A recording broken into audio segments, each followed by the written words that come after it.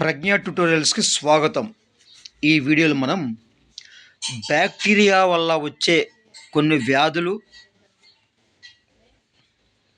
అదేవిధంగా కొన్ని జంతువుల్లో శ్వాసాంగాల గురించి తెలుసుకుందామండి. మొదటిగా టైఫాయిడ్. టైఫాయిడ్ అనే వ్యాధి సాల్మోనెల్లా టైఫీ అనేటువంటి బ్యాక్టీరియా వల్ల వస్తుంది. టెటానస్, రెండవది టెటానస్. టెటానస్ మనం ధనుర్వాతం అంటామండి. ఇది క్లాస్ట్రీడియం టెటాని అనేటువంటి బ్యాక్టీరియా వల్ల కలుగుతుంది. నెక్స్ట్ కలరా. కలరా వ్యాధి అనేది విబ్రియో కలరే అనేటువంటి బ్యాక్టీరియా వల్ల వస్తుందండి. సిఫిలిస్, ట్రిఫోనియా పాడడం వల్ల వస్తుంది. అదేవిధంగా న్యూమోనియా, స్ట్రెప్టోకోకస్ న్యూమోనియో లేదా డిప్లోకోకస్ న్యూమోనియో అనేటువంటి జీవుల సంక్రమిస్తుంది. ఇక నెక్స్ట్ పోతే గనేరియా,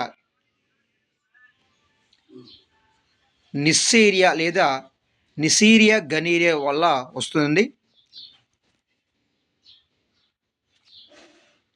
ప్లేగు బ్యాసిలస్ ఎర్సినియా పెస్టిస్ వల్ల వస్తుంది. క్షయవ్యాధి అనేది మైకోబ్యాక్టీరియం ట్యూబర్క్యులోసిస్ అనేటువంటి జీవులో వస్తుంది.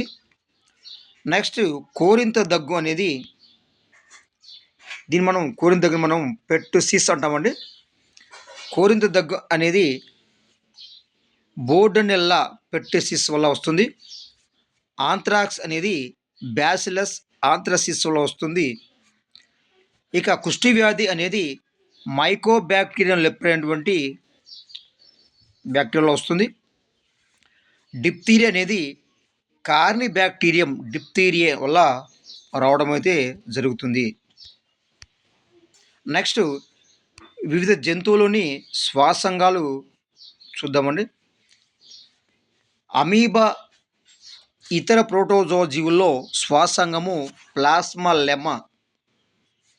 వానపాము, అదేవిధంగా జలగలో శ్వాసాంగాలు చర్మము. కీటకాల్లో వాయునాళాలు. ఎన్ని చేస్తారండి?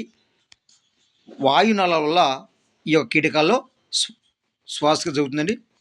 ఇక నెక్స్ట్ పోతే రొయ్యలు, పీతల్లో శ్వాసాంగాలు మొప్పలు.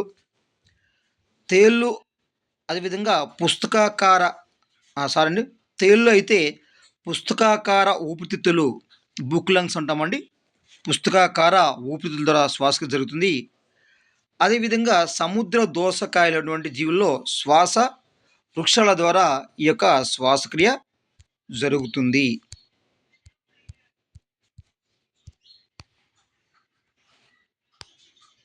నెక్స్ట్ చేపల్లో శ్వాసాంగాలు మొప్పలండి. చేపల శ్వాసాంగాలు మొప్పలు. కప్పల్లో శ్వాసాంగాలు ఊపిరితిత్తులు, అదేవిధంగా చర్మము, ఆస్యకుహరం. సరీసృపాలు, పక్షులు, క్షీరదాలులో ముఖ్యమైనటువంటి శ్వాసాంగము ఊపిరితిత్తులు.